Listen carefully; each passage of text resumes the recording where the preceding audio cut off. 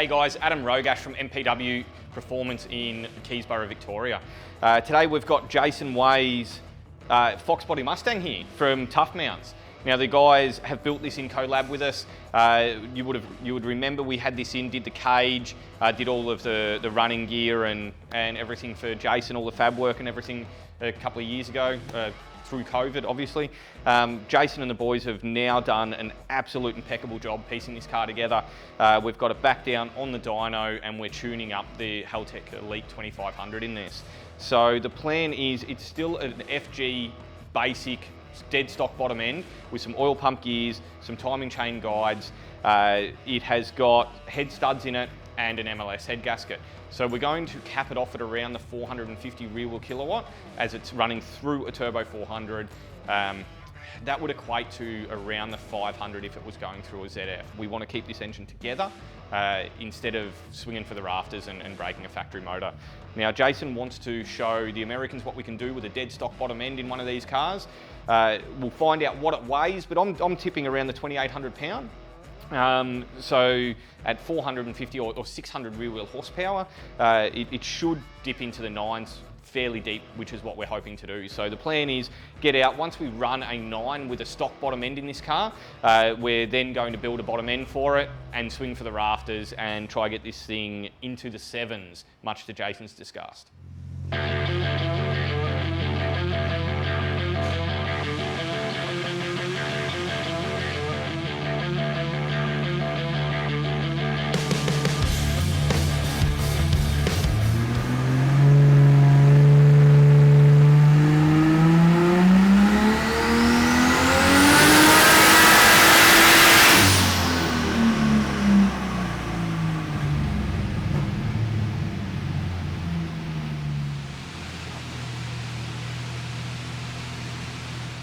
Right, so what we're going to do here is set up the boost controller. So what we've done in the background is set up our duty cycle. So say at 24 pounder boost, we are commanding 29% duty cycle on our Mac valve. So that's all done in the background now. So Jason can just go along at the racetrack and do boost over race time, which is one function that we do with the Haltech. So we can go, as soon as you put your trans brake in, it resets your race timer and it holds it at a pause state. As soon as you release that trans brake, it then runs through the race timer. So we can put boost over track conditions or whatever. We can also run a timing retard or whatever to help this thing get out of the hole. So if you want to come through and have a look here, you'll see that here's a basic boost table. Being a stock bottom end, no way are we going past 24 pound.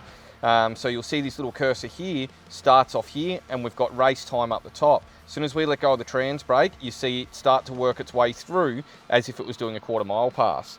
So where this really matters is if we've got a track that's a little bit nice and sticky in the 60, but you get to 330 and it's greasy, then we can pull boost out of it at that point once the car's already moving and keep going, or vice versa. If we're a little bit greasy in the 60, we can take it out of the hole easy and then just ramp everything into it to get it down the track and try to get the best times that we can.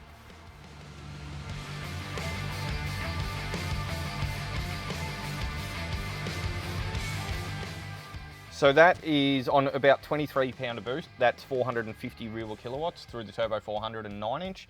What we're going to do now is take it back down to gate pressure and we'll do a couple of pulls on different boost settings so you can see how much boost affects a setup like this.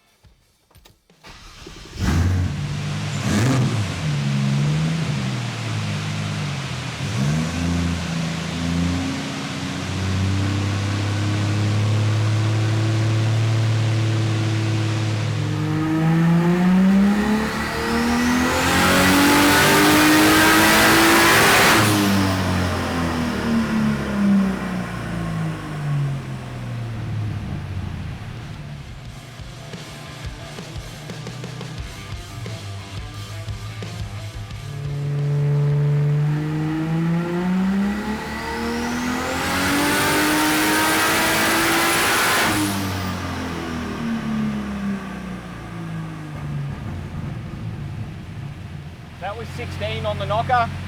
So first one was 11.6 gate pressure, and then second one was 16, and then let's say 23 for the top end. So while we're speaking about what this is actually doing and how we're adjusting our boost and whatnot, we've actually got a rotary trim dial over here. So Jason can come through and select different boost settings. As you can see, the cursor moving through by something as simple as flicking a switch around. So each of those settings was just on a dial and we just flicked it up. We demanded 16 pound, we made 16 pound on the knocker. With this, we can do our launch RPM. So if we get to a track and we want to launch at 4,200 RPM and it knocks tyres off, well, Jason can come down. So what I normally do is I'll start at around 3,000 RPM on setting 1, and just to make it easy, setting 2 is 3,200, 33, 34, 35, 36, all the way back around to 4,200 on setting 12.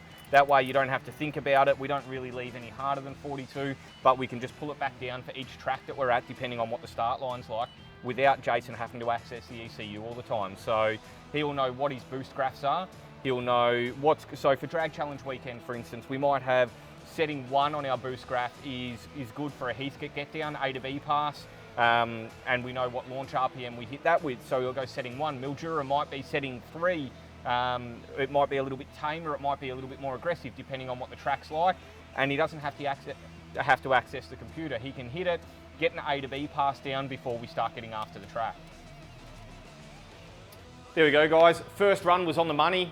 We thought this was going to make around 450 rear wheel kilowatts on 23 pounder boost with the driveline setup that it has, which we were literally on the money with. The other runs that you've seen with it was us setting up the boost controller. So when we're demanding 16 pound, we have bang on 16 pound. When we're demanding 12, we have bang on 12, which is just going to make it easy for Jason and the boys to be able to flick through and have boost control down the track, and they know exactly what they're looking at instead of trying to demand a duty cycle and figuring out what boost that's making. They can just go, we want 12 pound, we want 16, we want 18, and just flick that trim dial around to it. Now, the first outing for this, I would say, is going to be Holden Nationals. We might try and hit a test day up before that.